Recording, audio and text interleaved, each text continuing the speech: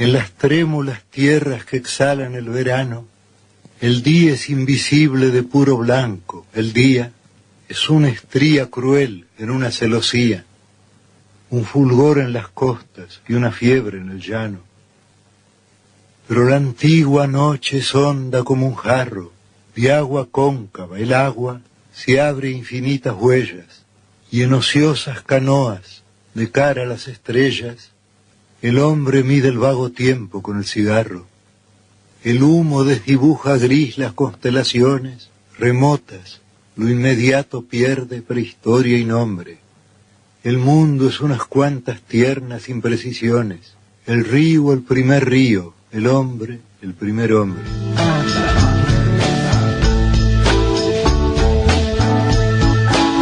Bienvenidos amigos a Radio Uruguay 1050 AM, bienvenidos amigos a La Máquina de Pensar. ¿Cómo están? ¿Cómo les va? Estamos abriendo esta semana con la voz, esa voz cansina, cascada de Jorge Luis Borges, que estaba leyendo un poema llamado Manuscrito hallado en un libro de Joseph Conrad. Esto significa ni más ni menos que a 25 años de la partida, de la muerte de este hombre, de este escritor, de este importantísimo escritor latinoamericano, bueno, La Máquina de Pensar le va a dedicar una semana, pero a su poesía, quizás a la faceta menos divulgada, menos conocida de Borges. Obviamente la más conocida sin duda es la cuentística, la narrativa y la ensayística, que también se pega mucho con la narrativa, en alguien que trató de borrar las fronteras o trató de vincular los dos géneros, narrativa y ensayo.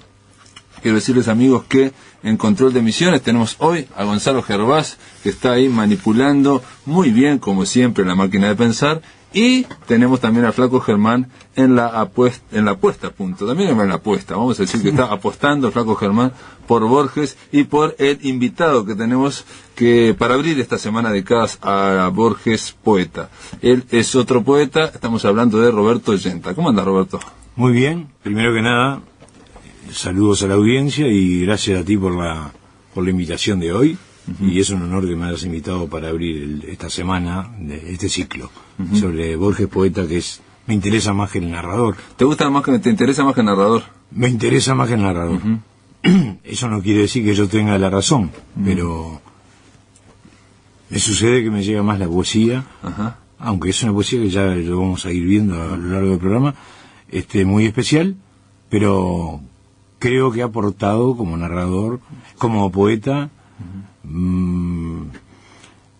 aunque como narrador aportó muchísimo, creo que como poeta ha revolucionado parte del lenguaje. ¿Sabes que en España se publicaron la obra poética completa de Borges, y estuve leyendo un artículo de Benjamín Prado, que el año pasado es un escritor español joven, relativamente joven, que estuvo aquí en el Centro Cultural de España, Benjamín Prado, y en la reseña que él hacía de en el encuentro estuvo. Exacto, sí, claro. y en la reseña que leí de este libro, la obra poética, él decía, voy a atreverme a decir algo, para mí Borges es un poeta que escribió prosa, que escribió narrativa, pero que básicamente era un poeta.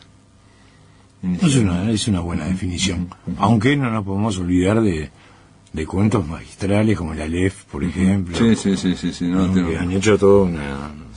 o La Intrusa, que es un cuento que a mí me gusta, me encanta. ¿No? Roberto, hay un detalle que en un momento pasamos nosotros de La Máquina de Escribir. Vos tuviste la Máquina de Escribir. Estoy bravo. Sopa de Letras, cuando estábamos con Sopa de Letras, ¿no? Fue que te contactamos. Roberto Yenta había entrevistado a Borges, tuvo el inmenso placer de entrevistar a Borges. ¿Cómo fue aquella entrevista? Bueno, en realidad a Borges lo vi 3 veces en mi vida. La primera vez fue el 18 de abril del 79. La segunda vez fue el 19 de abril del 79. Y después lo vi en Buenos Aires, un poco tiempo después. Yo estaba colaborando con una revista literaria, o sea, algo que no existe prácticamente, y estaba toda la prensa. La que oficiaba de secretaria en ese momento de él no era María Kodama, bajó, tomó los nombres de todos los medios. Bueno, baja Jorge Luis Borges en el ascensor con ella, y el primero que llaman es el señor Roberto Yenta, de Revista Imágenes. Bueno, yo era muy joven, tenía 20, 22 años en ese momento, y me dio más de media hora de reportaje, y después despachó al resto de la prensa, televisión, diarios, todo, a todos juntos. A todos juntos. Sí. Y no se equivocó, porque yo ya era un lector de Borges desde los 15 años. Sí. No, aparte de haber intuido que lo tuyo era un interés literario, no mediático, claro, no digamos de famoso. Sí. Y yo creo que al viejo le gustaba, le digo viejo de una manera muy afectuosa, ¿no? Cariñosa, le gustaba, quizás más que escribir, le gustaba hablar sobre poesía y sobre literatura, y quedó muy sorprendido por cómo tenía yo los datos bien frescos de toda su obra, ¿no? Claro, y ahí también debe haber influido, también pienso yo, la predilección que tuvo él siempre, la debilidad por la banda oriental, ¿no? Por la banda oriental, donde él pasaba sus largos veraneos en el Paso del Molino.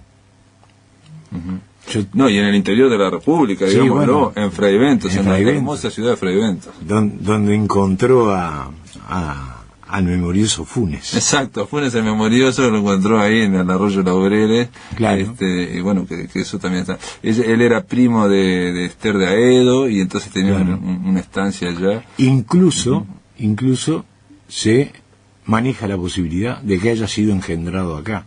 Sí, él lo decía, sí.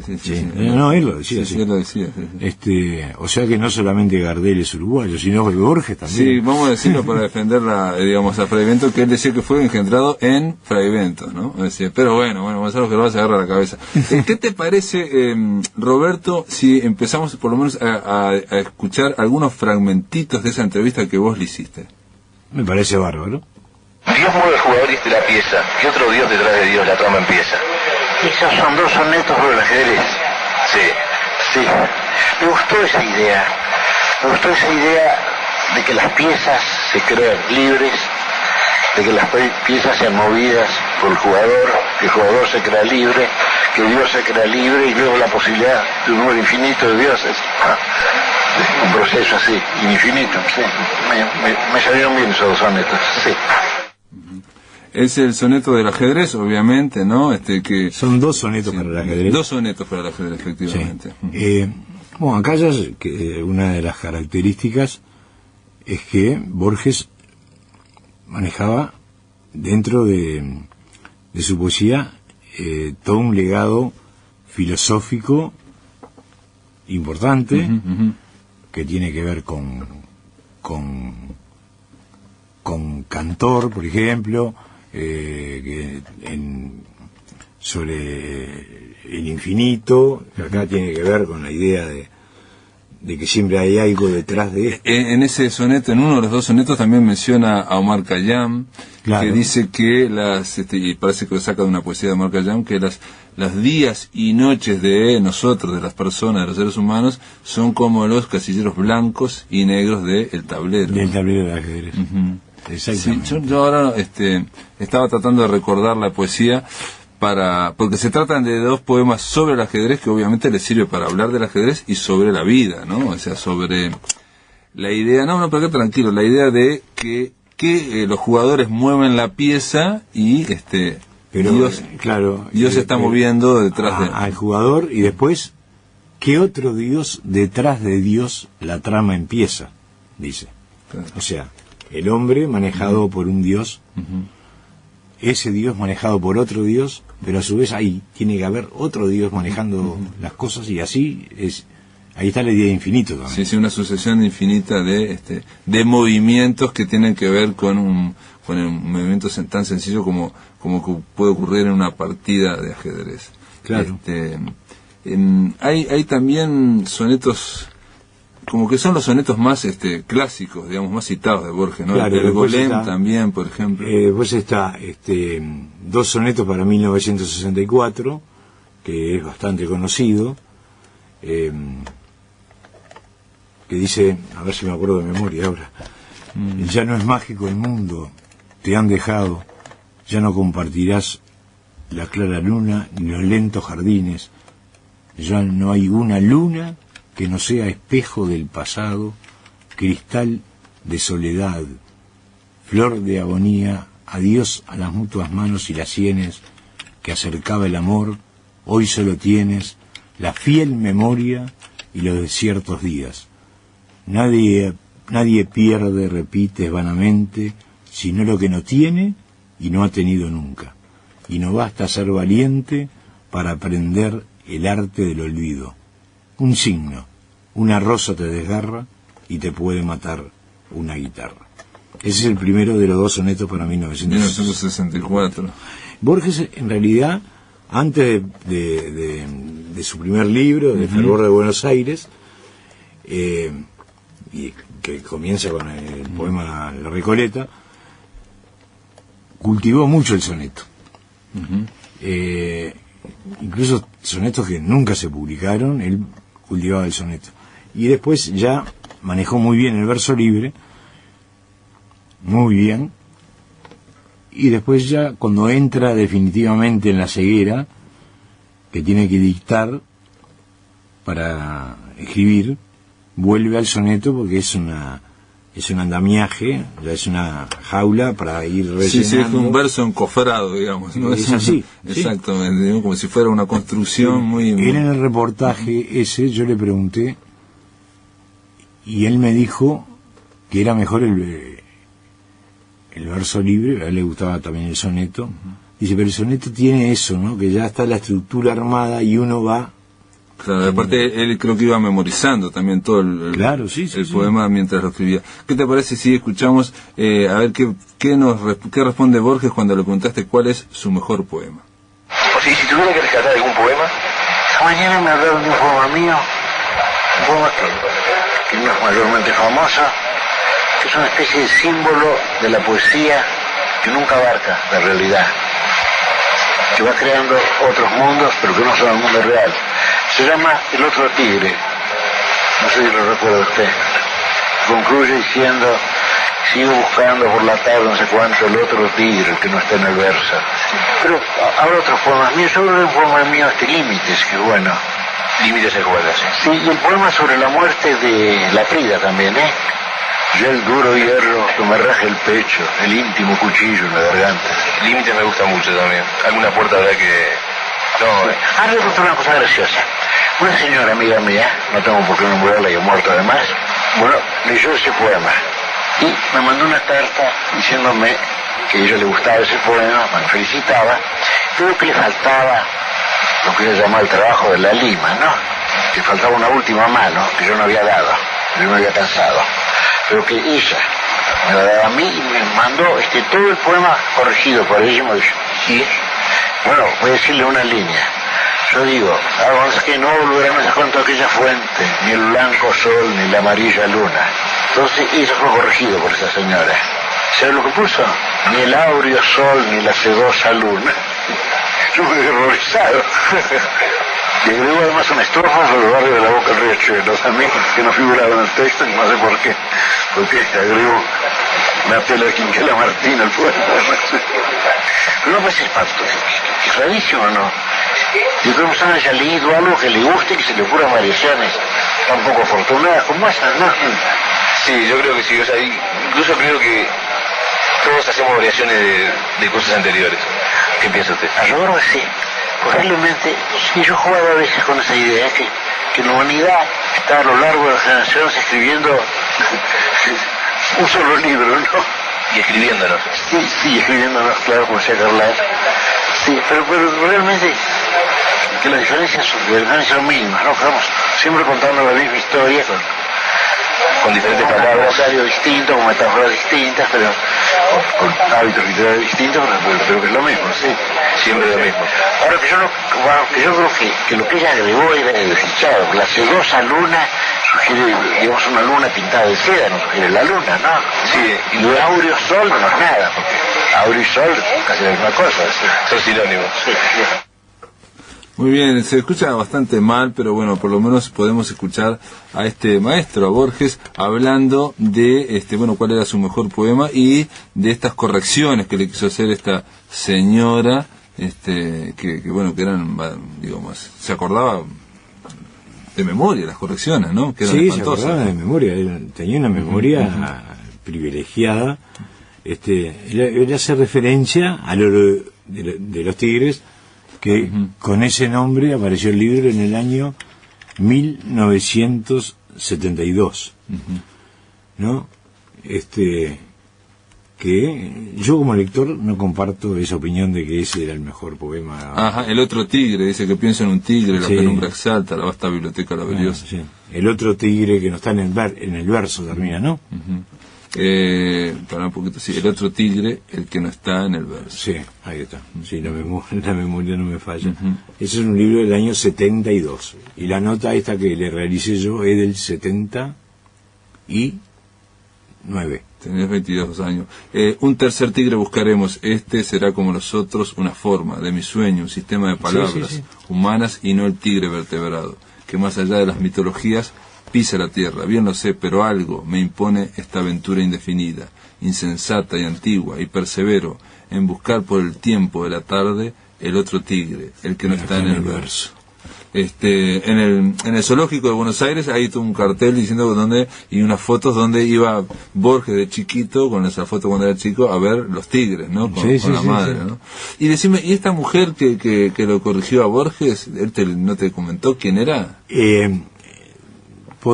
Puede ser, yo tuve una charla después en el desayuno con él el otro día, puede ser que hubiese sido esta poeta, digamos, Susana Soca. Ah, mirá, Susana Soca. Sí, que tuvo un fallecimiento. Sí.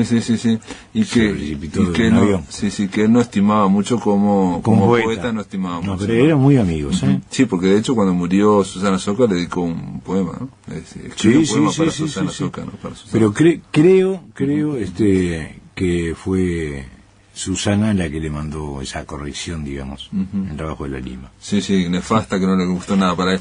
Roberto Ollenta, si te parece, después de la pausa te voy a preguntar cuál es tu poema preferido de Borges, ¿no? Vaya que pregunta. Después de la pausa volvemos. En el aire de Radio Uruguay, La Máquina de Pensar.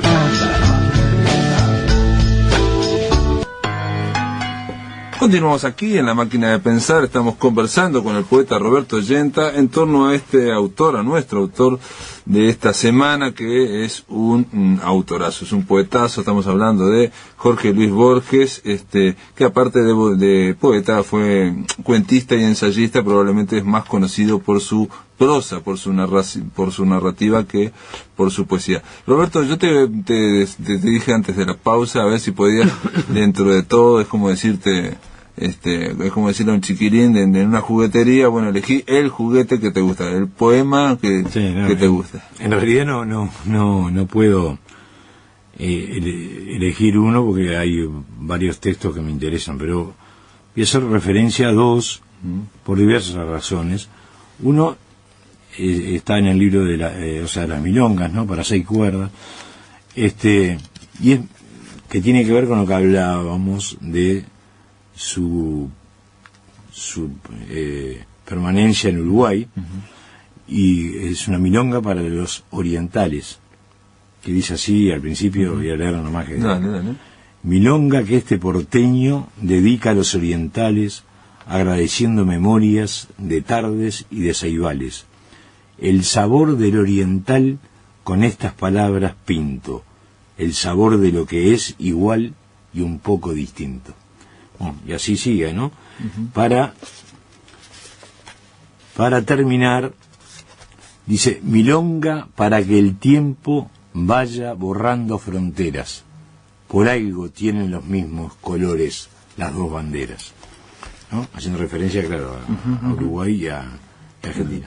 Y el otro texto que voy a nombrar, que me gusta también, por supuesto, hay varios que me gustan, es El amenazado, que es un poema, digamos, que sería el único poema de amor que hay en la obra poética de Borges. Él ha sido un poeta muy filosófico, muy centrado en los temas de eso, pero igual se le nota la vida detrás de la palabra, pero el tema del amor fue un tema excluido, no solamente de su literatura, sino de su vida. Es una narrativa, bueno, algunos dicen que era muy enamoradizo y que era hasta muy meloso y que, sin embargo, en su literatura realmente está casi desterrado. Hay un cuento que se llama Ulrica, que es muy tardío, que puede tardar el tema del amor. Sí, cuando ponen que se queda el amigo del marido a dormir con Ulrica, pero pone la espada en el medio, entre ambos, ¿no? Y la espada es un símbolo totalmente fálico, ¿no? Sí, ahí, pues, sí, pero yo te estaba hablando digamos como que digo, de la poesía. De la poesía, bueno, y a ver, ¿El amenazado se puede leer? O... Se puede leer, sí. Es un texto dale, a ver. más bien breve. Dice, es el amor. Tendré que ocultarme o que huir. Crece en los muros de su cárcel como en un sueño atroz. La hermosa máscara ha cambiado, pero como siempre es la única. ¿De qué me servirán mis talismanes, el ejercicio de las letras, la vaga erudición, el aprendizaje de las palabras que usó el áspero norte para cantar sus mares y sus espadas, la serena amistad, las galerías de la biblioteca, las cosas comunes, los hábitos, el joven amor de mi madre, la sombra militar de mis muertos, la noche intemporal, el sabor del sueño? Estar y no estar contigo es la medida de mi tiempo. Ya el cántaro se quiebra sobre la fuente, ya el hombre se levanta a la voz del ave, ya se han oscurecido los que miran por la ventana, pero la sombra no ha traído la paz. Es, ya lo sé, el amor, la ansiedad y el alivio de oír tu voz, la espera y la memoria, el horror de vivir en lo sucesivo. Es el amor con sus mitologías, con sus pequeñas magias inútiles. Hay una esquina por la que no me atrevo a pasar. Ya los ejércitos me cercan, las hordas. Esta habitación es irreal. Ella no la ha visto. El nombre de una mujer me delata. Me duele una mujer en todo el cuerpo. Bueno, y habiendo leído varias biografías que hay sobre Borges, la primera vamos a recordar que fue de Rodríguez Monegal. Ajá, una biografía literaria muy sí, interesante. Sí. El poema El amenazado, él en su vida era así. Acá hay mucho personal metido en este texto, ¿no? Mucho de su sentimiento y de su frustración quizá ante una experiencia amatoria que quizá nunca haya vivido, ¿no? Como lo dejan entender algunos biógrafos, ¿no? Y otra cosita que quería decir, ahí me voy yo del tema. No. Es sobre Borges, todo el mundo habla de Borges y nadie lo lee. Las cosas son más o menos así, ¿no? Como pasa con muchos escritores. Sí, con muchos tótems, ¿no? Claro, porque caía bárbaro. Bueno, y muchos no lo leen con la idea de un Borges de derecha, sobre todo lo que fue la generación del 60 y también más acá, más de mi generación también, como si importara lo que piensa un escritor sobre política. En realidad, lo que nos tiene que interesar de un artista es su producción. Aquí hay, digo, porque justo lo que estás hablando es algo que le preguntaste vos sobre el papel del escritor contemporáneo y él habla del escritor, de cómo debería ser. Mira tú. ¿Te parece? Sí, es justo lo que vamos a escuchar ahora. A ver, Gonzalo, ¿puede ser? El papel que debe jugar el escritor contemporáneo. Yo diría que el contemporáneo huelga.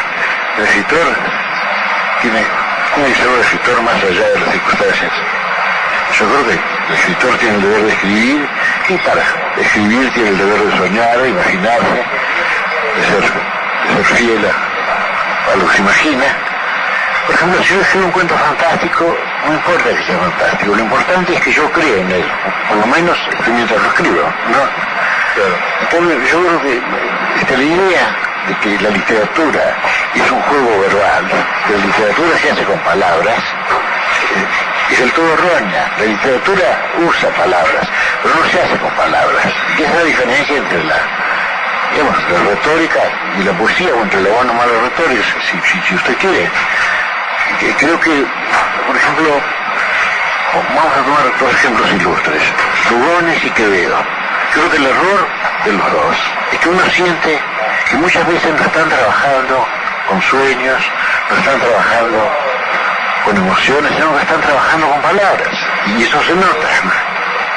Sí, es cierto. En Góngora, por ejemplo, yo digo, a ver, estas que me dictó rimas sonoras, cultas y aunque bucólica talía, o excelso conde en las purpúreas horas que roce el alba y rociclore el día. Bueno, usted siente que todo eso es puramente verbal, y eso no está respaldado por ninguna emoción. Y un juego de palabras, digamos. Es un juego de palabras, sí. Por eso yo detesto los retrócanos. Ahora, claro, en buena lógica, la rima es un juego de palabras también, ¿eh? Sí, es cierto. Eso cambia de un idioma a otro. Pero eso no importa, porque si yo le digo a usted que buenos versos rimados, usted no siente que es una rima. Yo digo, por ejemplo, vamos a ver a Lugones, ya que lo ataqué. Yo digo, por ejemplo, al promediar la tarde de aquel día en que iba mi habitual adiós a verte, fue una vaga congoja de dejarte, lo que me hizo saber que te quería. Bueno, y ahí hay rimas y todo está resuelto, pero uno no siente eso como un juego verbal, ¿no? Uno siente que el poeta está contando algo verdadero o que pudo ser verdadero para él, sí. Pero cuando se notan mucho las palabras, quiere decir que está equivocado el escritor, que debe sentirse la emoción de las palabras o la invención de las palabras. Muy bien, ahí estaba hablando un poco del tema de que la poesía no es un juego de palabras, no se hace con palabras, ¿no? Claro, se utiliza la palabra para traer lo poético, ¿no? Apoyado sí en las palabras, pero que habla de que hay una poesía que es verbal nada más. Sí, juegos verbales, dice, ¿no? Ahí está.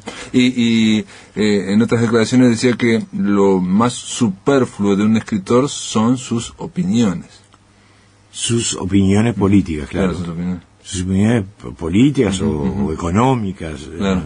Lo que fue. Yo creo que tenemos que tomar en cuenta la parte poética. Pero yo soy un hombre de izquierda, tengo una formación marxista y fui un lector siempre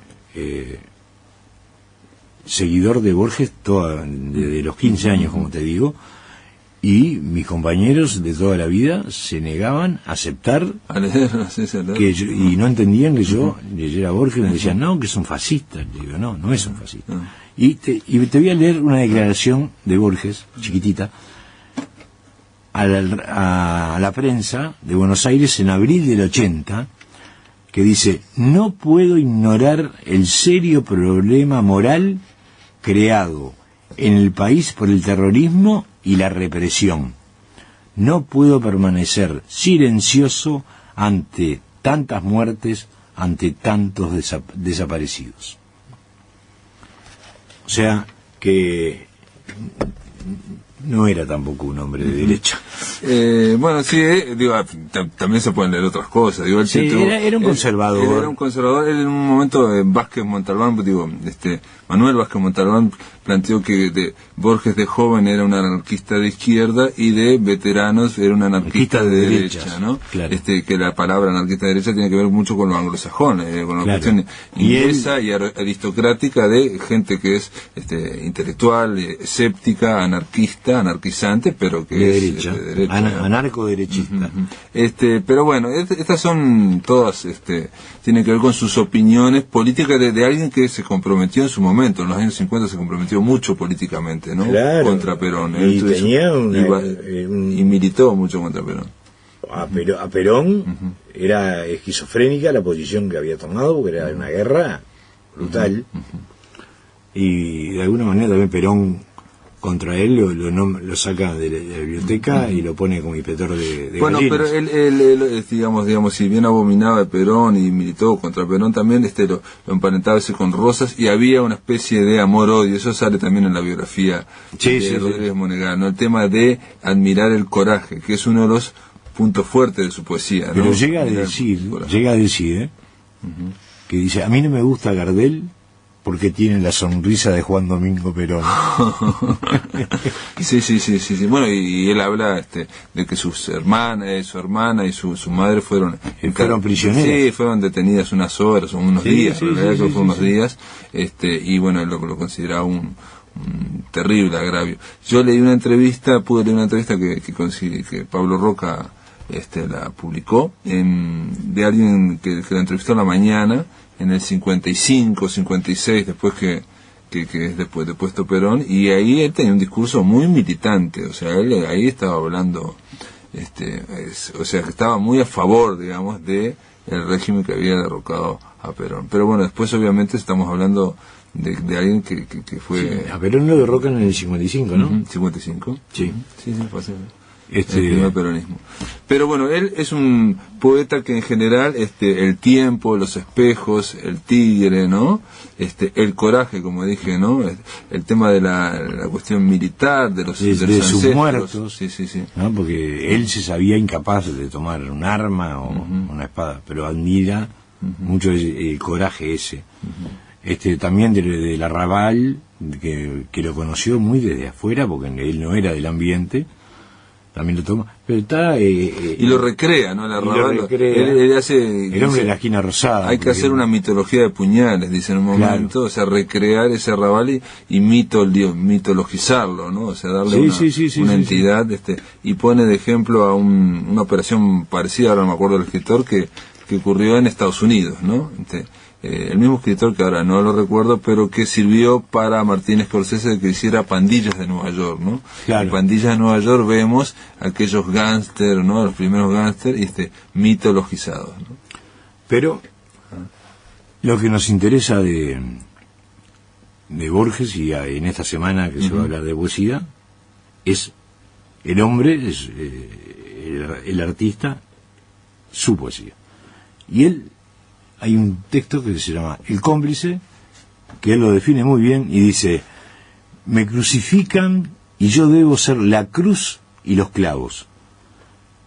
Me tienden la copa y yo debo ser la cicuta. Me engañan y yo debo ser la mentira. Me incendian y yo debo ser el infierno.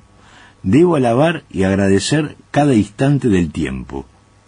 Mi alimento es todas las cosas, el peso preciso del universo, la humillación, el júbilo.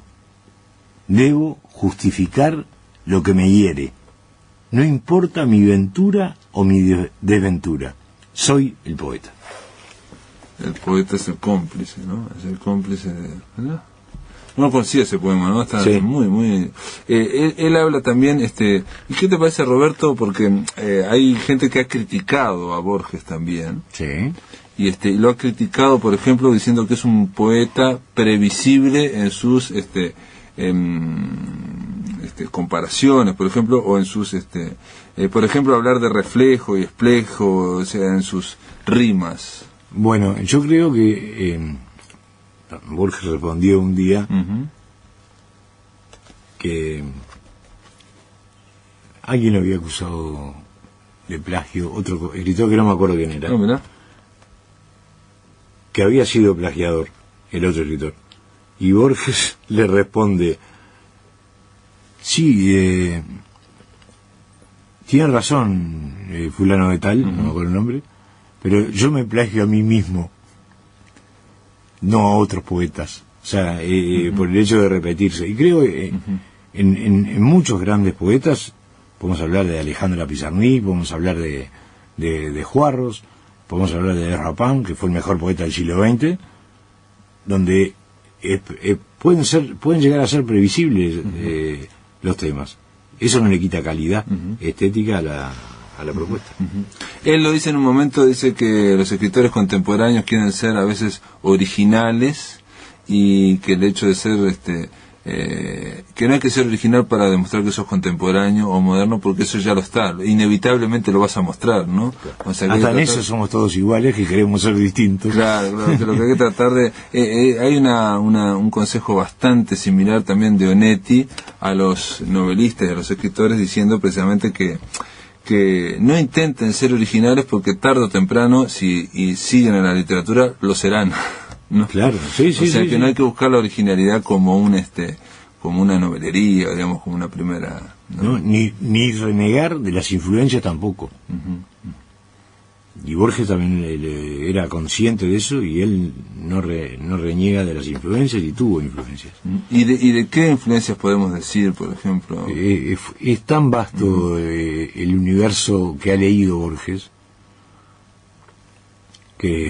pero Él tiene todo un panteón, digamos, por decir algo, de héroes literarios o de gente que él admiraba, que son poemas dedicados, uno a Walt Whitman, otro, ahora me recuerdo, por ejemplo, a William Blake, por ejemplo. Walt Whitman fue el poeta que más influyó sobre Borges.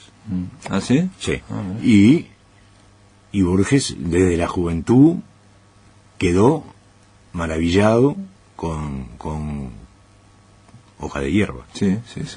Quedó maravillado y quería ser con los jóvenes como Whitman.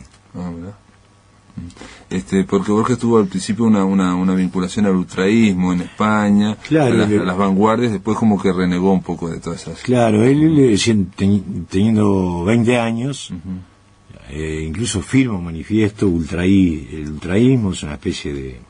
Sí, era una concentración, una condensación de todas las vanguardias que en España, ¿no? Habían condensado, digamos, en España. Claro, ahí está. Pero no era un movimiento que tuviese una teoría importante, y ahí quedó. Era un neoexpresionismo, digamos. Pero él en ese momento, la influencia de Whitman fue fundamental, y fue fundamental para el pasaje, creo, que él todavía no había publicado en ese momento, salvo en alguna revista o diario. El paso que da, él ya sale con su primer libro en el año ahora me mataste. 25 puede ser, sí, o 24, en verso libre. ¿No? Entre el planteón, digo, hay otros 23 años, 1923. Está también, ahora recordaba, pero entre otros, digo, está Swedenborg, está Lugones, en fin, hay un montón de... Claro, Lugones llega a la vida de Borges a través del padre, ¿no? Era muy amigo del padre, y Lugones llega a Borges a través del padre, y tienen una relación. Incluso en un prólogo él cuenta que el sueño que tenía era que llegaba a la casa de Lugones, sí, y que le entrega un libro de su autoría, de la de Borges. Dice: y me hubiese gustado que le gustase algún verso mío, dice. O sea, tenía una cierta admiración. Sí, y después lo admira porque se suicida Lugones, entonces le parece que es un hombre de coraje. Claro.